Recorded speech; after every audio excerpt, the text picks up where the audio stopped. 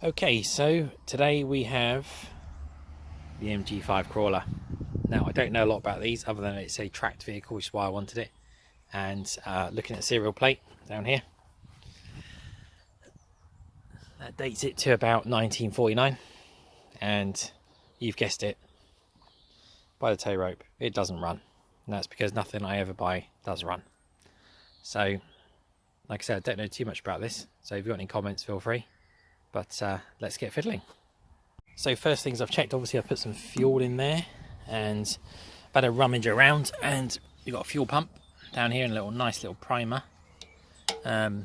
which goes all the way up to the top of the carb here, out of that hose. Now I've tested that and there was a few issues with it. The filters are funny, someone's put a filter down under here, look. Can you see it or not? There we go, camera there, got it. Which is quite handy actually, because you can see where the fuel's coming out. It has got a bit of a leak from underneath the bowl underneath there, the pump. So we'll worry about it later. So I checked the spark and there's no spark, which is a right pain. So I've had a look at this. We've got a Lucas SR1 mag, which I've taken the cover off. Someone's been playing with the capacitor, as you can see down there, soldered in something. Don't know how many microfarads that is or anything, but we'll have a fiddle with that in a minute. What else about these, other than the fact they always seem to go wrong whenever I get one of them. I suspect everyone just abandons them because they get fed up fiddling around with these mags. Now I can't get any spark out of it at all, so I'm going to unbolt it, which you can see I've loosened off there already. So I'm going to whip it out, take it indoors and have a quick look at it and see whether it actually sparks or not. One thing I do know about these, this should be a button to stop it. Looks like someone's, I don't know actually what they've done with it. Just make sure that's not shorting, of course, but doesn't look like it is because they've got a bit of plastic in there. But we'll take it off anyway and go have a look. Okay, so I've pulled the mag off, which is just 2 bolts or nuts, so I don't need to show you that, it's pretty obvious. And it says no spark. Always the case, isn't it? This is a Lucas SR1. So the first thing to do is we'll check the coil. So set this to 20k and then just check from the terminal, from the case somewhere across to here. It says 4.93, which is a tad low, but that'll do. So it's got a sporting chance of working. If you aim for about 5k, you won't be too far wrong. If it's no continuity, I think it's obviously a break in it. So we're okay with that. I'm not sure about this poly cap thing. See that? Let's have a quick look at what it says. Now, the reason I think these are not very good is because they don't like rapid charging and discharging. It's the more the charging is the issue. And I think that knackers them out pretty quick. So it could be that. The points down in there, not too bad. It could be better. So next we'll just check this lead as well. Continuity. Switch that back to there. Connect it up on that side. And then in here.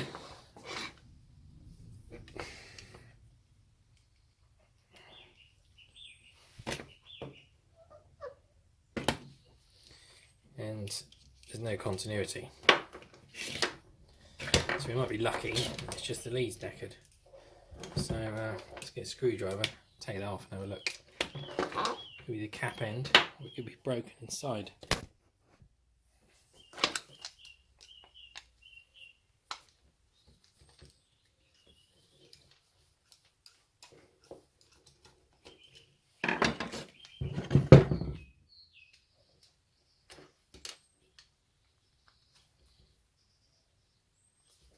Doesn't really do it, that's all right.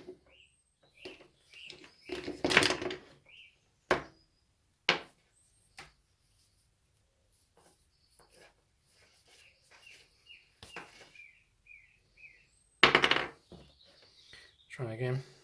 Stuff that down that end. Try and get something to poke in there. Use that nice little screw that they provided.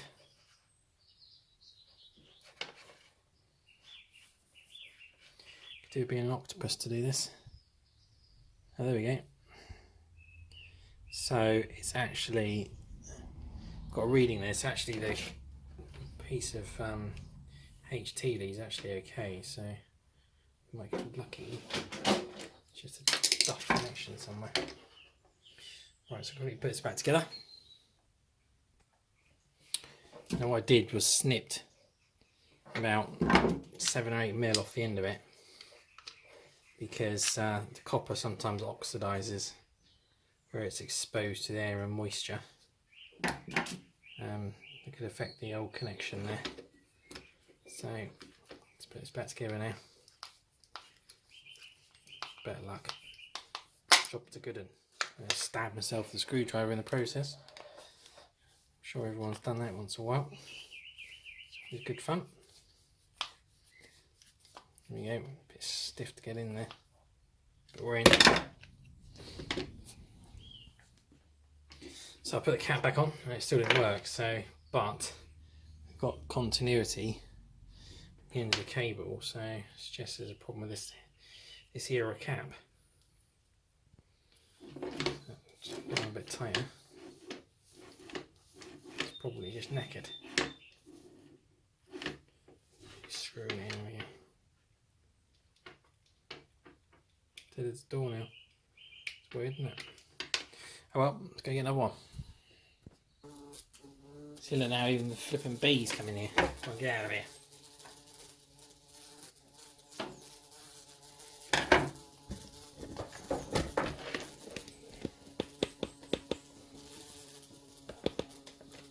Yeah, the size of that one. Right, so that's connected. It's just a temporary job. See where it's going to work or not. There you go. Got continuity there, so we can put this back together. See if she sparks. Right, that appears to spark now, because I was just holding it then just to do a little test. I've got a right old bolt off it. Obviously wasn't earthing very well grounded. So I'm just going to put that back in now. I'll take my word for it. Flipping hurts, that does, doesn't it? Looking at that beat at the time as well. So in case you didn't know, just while you're here, these have this little mechanism that engages at low speed that clicks, and it winds up a spring type, a strip spring, and just flicks the magneto around about 150 RPM, I think, to give you a little bit of a boost when you're trying to start the thing. Right, let's go and chuck it back in. Right, magneto back in. Let's fiddle around now.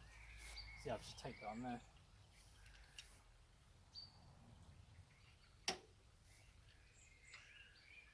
Bit of throttle.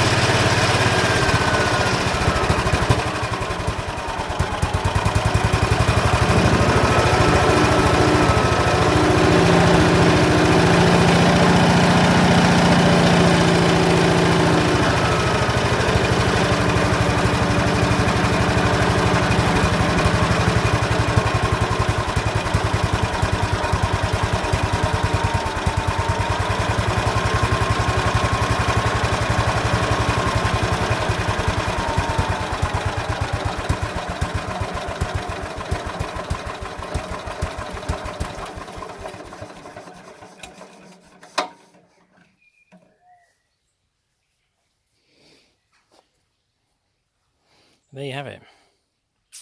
Need to fix that idle, I think, so. Anybody any ideas how you adjust these, tune them, tweak them, whatever, please feel free to comment. Now, before I go, I came across this. Yep, it's a bulldozer blade. Absolutely perfect for this.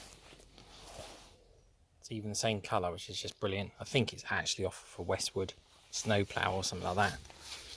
But it fits up, it matches absolutely perfectly. So I'm going to make up some steel framework shortly and get that on the front of them. I'm just pondering whether to do with hydraulics or some sort of manual lever at the back there. But I'll work that out as we go as soon as I've tracked down some box or C-section steel. Anyway, that's for another project.